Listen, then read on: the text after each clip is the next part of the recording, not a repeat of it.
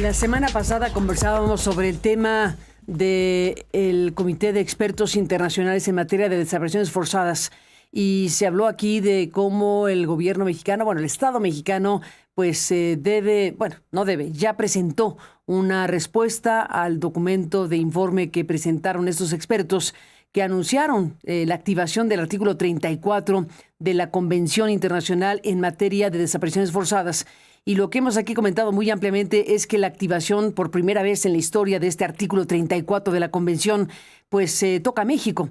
Y existe la posibilidad de que este comité de expertos decida llevar el caso mexicano a la Asamblea General de las Naciones Unidas, a la Asamblea General de la ONU, a través de una petición al secretario general de la ONU. Eso está por verse si ocurre, pero lo que estamos viendo es que el Estado mexicano por alguna razón decidió que se reservara ese documento. No conocemos qué fue lo que le contestó el Estado mexicano al documento que entregaron los expertos internacionales. Y bueno, pues está ahí como una duda una duda importante de exactamente qué fue lo que dijo México frente a señalamientos que han hablado de una situación ya sistemática de desapariciones que tienen pues un patrón establecido en los últimos años que le permiten a los expertos afirmar cuestiones que no le han caído nada simpáticas al Estado mexicano, pero no tienen que ser simpáticas para nadie, porque no hay manera de ocultar la gravedad de estos hechos, la gravedad del volumen de casos y de la situación de impunidad que existe para México en relación a las desapariciones forzadas y otro tipo de delitos, pues vinculados a una ya muy largo periodo de la historia de nuestro país. Conversando del asunto, surgió otro documento, el que menciono no se conoce, pero surgió la conversación en nuestro equipo de otro documento que tiene que ver con la respuesta que sí se conoce ahora, que dio a las autoridades correspondientes en Ginebra, la misión permanente de México ante la Oficina de Naciones Unidas y otros organismos internacionales con sede en Ginebra, pues le envió a la Oficina del Alto Comisionado de la ONU una respuesta, una comunicación de los procedimientos especiales que suscribió el grupo de trabajo sobre detención arbitraria, El relator especial sobre ejecuciones extrajudiciales, sumarias o arbitrarias, la relatora especial sobre la situación de los defensores de derechos humanos y el relator especial sobre las formas contemporáneas de esclavitud, incluidas sus causas y consecuencias. A estas instancias de Naciones Unidas y del Alto Comisionado es a quien se dirigió el gobierno mexicano, esta misión permanente de México ante los organismos internacionales en Ginebra. Y aquí estamos hablando de situaciones bastante delicadas que tienen que ver precisamente con asuntos como Teuchitlán, como el Rancho Izaguirre y como lo ocurrido en nuestro país sobre este caso de este lugar que pues se sabe que ahí había una suerte de entrenamiento a personas. Algunas otras afirman directamente que se trata de un lugar de exterminio.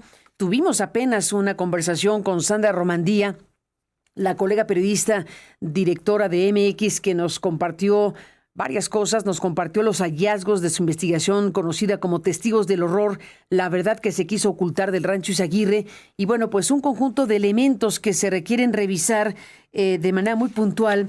Y le aprecio mucho a un experto en la materia de muy alto nivel y muy reconocido en México y a nivel internacional, que es Michael Chamberlain, experto certificado por Justicia y Respuesta Rápida para el caso Teuchitlán. Y bueno, pues estamos hablando de un especialista que ha tenido diferentes espacios de actuación en materia de defensa de derechos humanos y que hoy te contactamos, Michael, para hablar precisamente de esto, del tipo de situación del tipo de planteamientos que se hicieron y del tipo de respuesta que el gobierno mexicano ha dado acerca del rancho Teuchitlán. Te aprecio mucho, Michael, que estés aquí. Bienvenido al programa como siempre. Buenos días. Gracias, Carmen. Buenos días. Estamos sí frente a este documento de respuesta. Primero te diría, ¿qué decir al respecto de estos mecanismos y qué contiene este documento? A ver, ciertamente hubo mm, una gran conmoción por los hechos ocurridos en Teochitlán hace ya unos meses, lo cual generó por parte de los órganos varios mecanismos independientes de Naciones Unidas, no solamente el Comité de Desapariciones, también el Grupo de Trabajo sobre Desapariciones Forzadas, el Relator sobre Ejecuciones Extrajudiciales y otros. Lo ocurrido en Techitlán y les generó esta inquietud de preguntar al Estado mexicano sobre los hechos. Creo que es importante señalar, Carmen, que tanto estos órganos extraordinarios como el Comité de Desapariciones tienen muchos años siguiendo la situación en México y saben que el caso Teochitlán no es un caso aislado, que hay una situación, un problema bastante grave sobre desapariciones en México. Y el rancho Teochitlán, de alguna manera, como a todos, nos daba una de las posibles respuestas de qué pasa con los desaparecidos. Y por eso la importancia, no solamente sobre el caso en sí, sino sobre una posible ruta de investigación más allá de responsables inmediatos, ¿no? Entonces, ellos decidieron emitir esta carta al Estado mexicano a mediados de año, casi poco después de los hechos ocurridos en Techitlán, y el Estado mexicano responde hacia agosto, y sabemos de esta respuesta hasta hace muy poco. Básicamente, este grupo de expertos solicita información en particular sobre el rancho Teochitlán, que es lo que está haciendo para hacer investigaciones, qué es lo que se está haciendo para resguardar el lugar, qué se está haciendo para atender a las víctimas y en general sobre qué se está haciendo para atender la problemática forense y de investigación, ¿no? A este respecto, el gobierno de México le responde. Yo diría que desafortunadamente sin datos y sin cifras, es una respuesta más bien de carácter retórica, en donde le reitera el compromiso de la presidenta para llevar a cabo acciones a favor de las víctimas de desaparición, recordando que las desapariciones no son cometidas por el Estado, sino por la delincuencia organizada, y bueno, que se van a fortalecer el Centro Nacional de Identificación Forense, que se va a fortalecer la Comisión Nacional de Búsqueda, en fin, una serie eh, digamos, compromisos, pero sin decir cómo, cuándo ni dónde.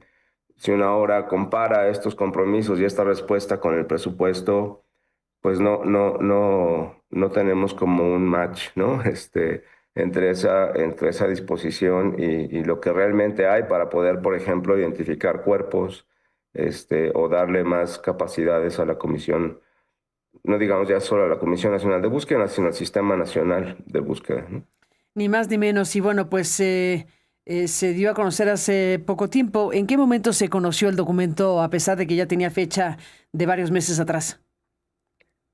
El documento se dio a conocer hace 2 semanas Ujú. apenas. Apenas. Sí. Desde agosto, Ujú. ¿cierto? Está fechada en agosto, 4 de sí. agosto. Ajá, exacto. Y hace 2 semanas es que se pudo conocer esta respuesta del Estado mexicano. Déjame, Michael, recuperar algunas de las cosas de estas. Son 20 cuartillas las que conforman esta respuesta del gobierno de Sheinbaum. Dice, pregunta 1. Sírvase proporcionar cualquier información o comentario adicional en relación con las alegaciones mencionadas arriba, que es lo que se mencionó hace un momento.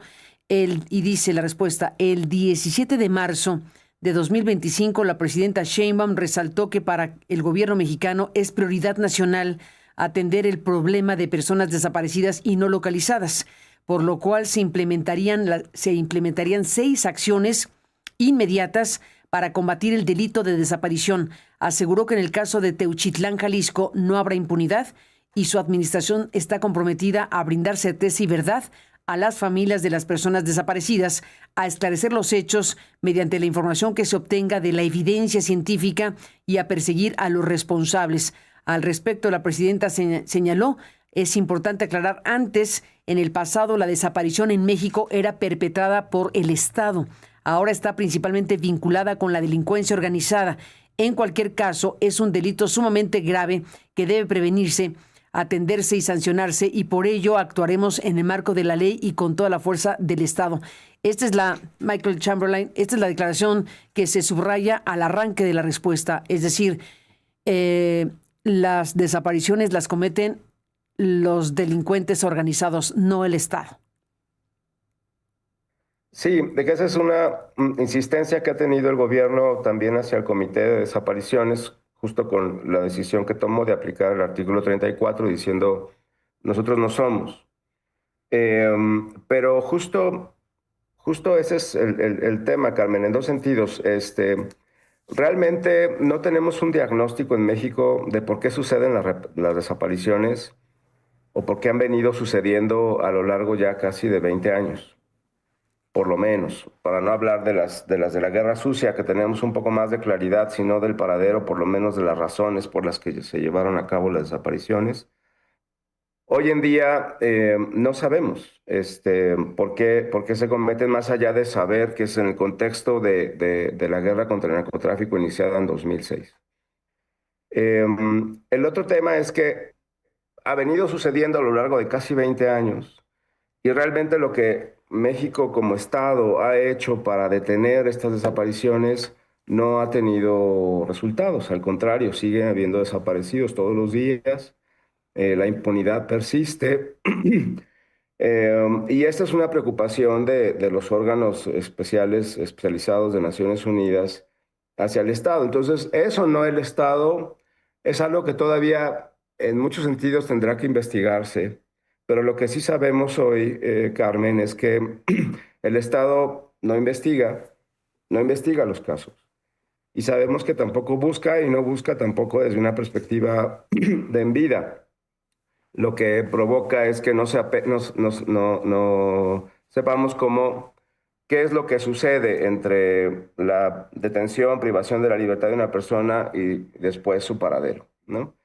Entonces, en esta ausencia de saber qué pasa y en esta ausencia de aplicar justicia como debe ser, pues se sigue permitiendo, ¿no?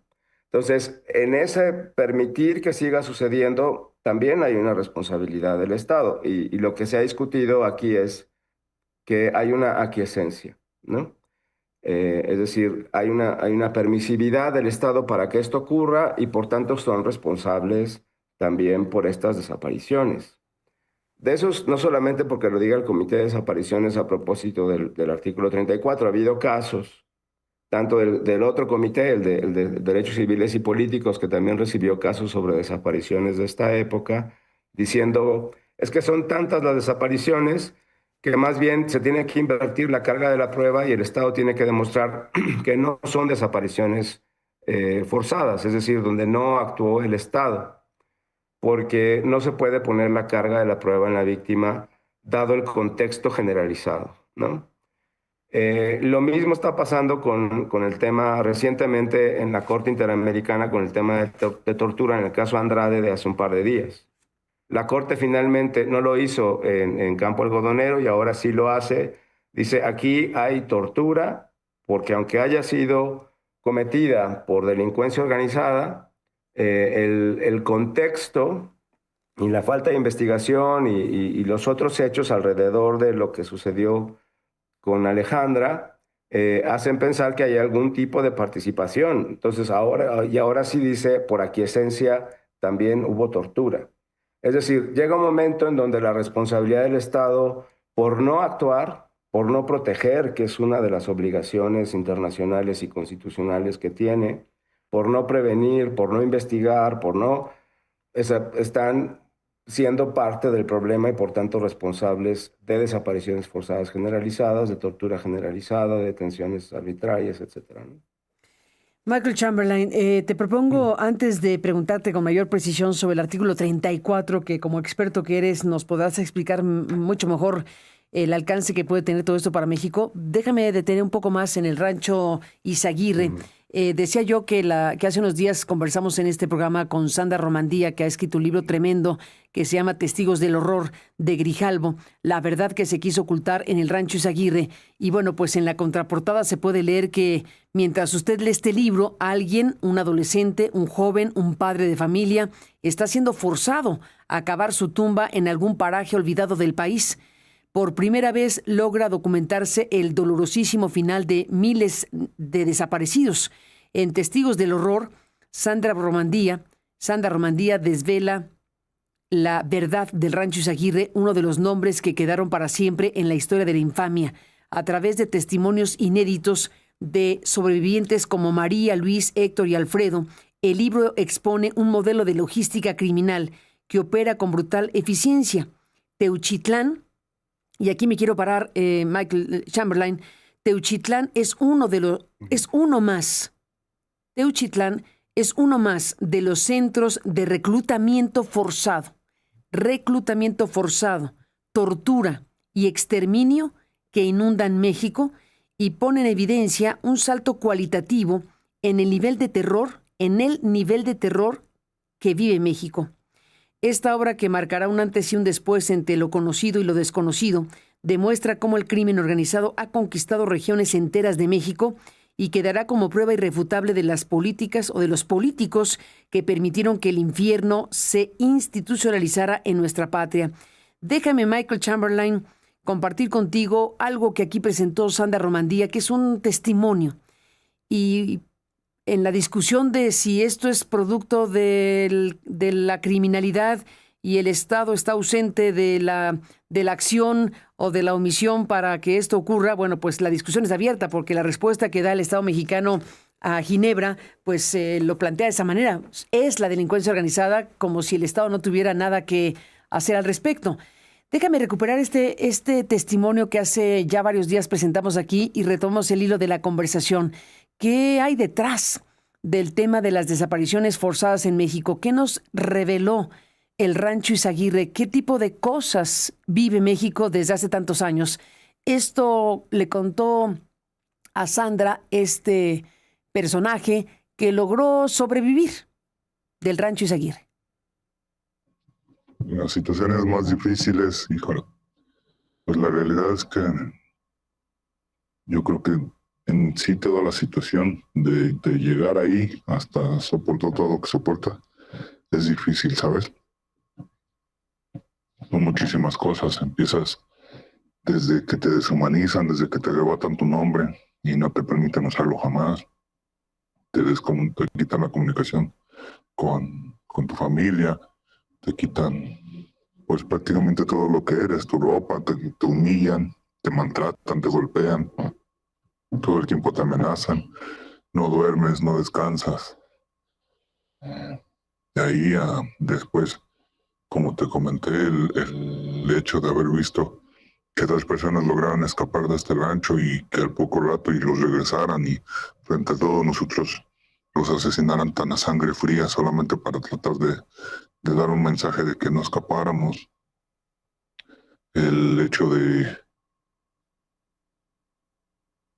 que te suban a lo que se conoce como el cerro, al gocha, a la graduación, y pues empiezas con miedo porque no sabes lo que va a pasar ahí arriba y tú ves a toda la gente nerviosa, con miedo, entonces te aterra saber qué va a pasar.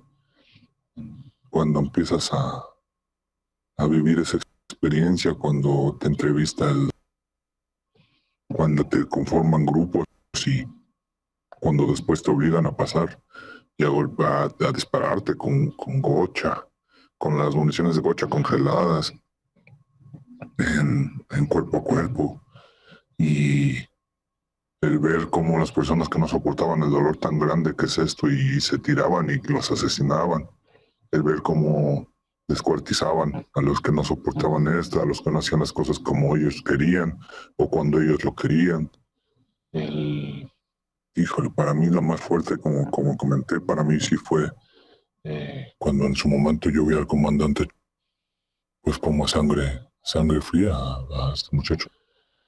Como sangre fría le sacó el corazón y te digo, no tuve la fuerza para ver qué pasó después. No sé si se lo comió, si solo lo murió, si lo tiró, no desconozco qué haya pasado, pero la imagen sigue estando en mi mente y me sigue dando escalofríos de verdad. Ver el sadismo que tienen. Una vez que te gradúas y bajas, siguen siendo pruebas, siguen siendo situaciones. Si no haces las cosas como ellos lo dicen, en el momento que ellos lo dicen, si a alguien no le parece como lo haces, todo eso pues es bastante complicado, ¿sabes? O sea, pero pues al final yo pienso que desde el principio a fin no hay algo que no sea difícil, la verdad. Pues es parte de lo que nos compartió Sandra Romandía, Michael Chamberlain, y nos habla aquí de un testimonio brutal, un testimonio tremendo de lo que se puede saber del Rancho Izaguirre, que el gobierno mexicano pues insistió en que se trataba solamente de un centro de entrenamiento, pero por lo que estamos aquí sabiendo y conociendo, se trata de un centro de exterminio. Bueno, ya que reconozca el Estado que hay un tema de reclutamiento forzado por parte del crimen organizado es importante. Ojalá sigan la pista de qué está implicando esto actualmente, incluso en términos de reclutamiento forzado. Pero en realidad, Carmen, lo importante no es si el exterminio ocurría en el Rancho Izaguirre o no, porque el fenómeno no se limita al Rancho Izaguirre y tampoco se limita a Teochitlán. En el caso de Jalisco, esto ocurre en Lagos de Moreno, en Tala.